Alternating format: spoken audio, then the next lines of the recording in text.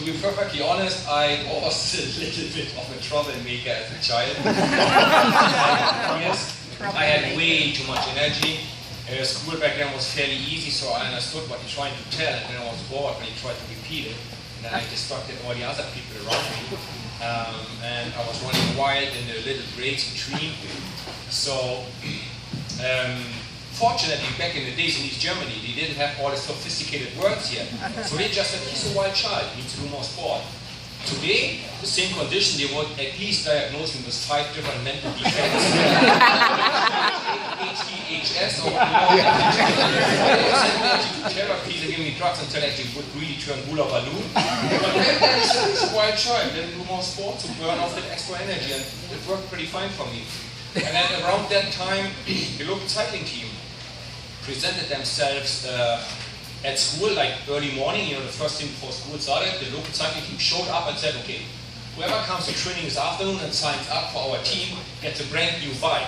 And then you're a 10-year-old boy, somebody offers you a free bike, you ready to go right. To make the story sometimes the world is such a small place. Back in East Germany, I'm from East Germany, so 25 years ago I was the enemy apparently, because I was behind the Iron Curtain. All the way they told us, you guys were locked out behind the Iron Curtain. We were in front of the Iron Curtain on the good side. And you guys were all the mean people locked out behind the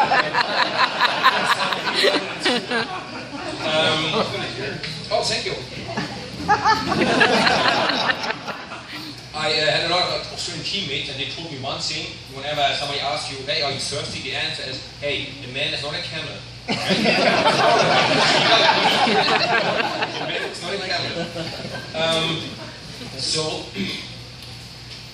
back in East Germany, we had one company doing bikes, one company for TV sets, one company for radios, and so on and so on. So there was no competition, socialism or communism, right? And the company that produced my very first bike was called Diamant. When the wall came down, they struggled a little bit to survive in the free enterprise, in the free, trade. So Trek decided to buy this company. So my very first bike was 25 years later, actually turned out to be the Trek bike. And so now my kids, they're riding Diamant bikes as well. So my kids have the same bike like I did when I started my cycling. So I like the idea how the circle is completely closed there.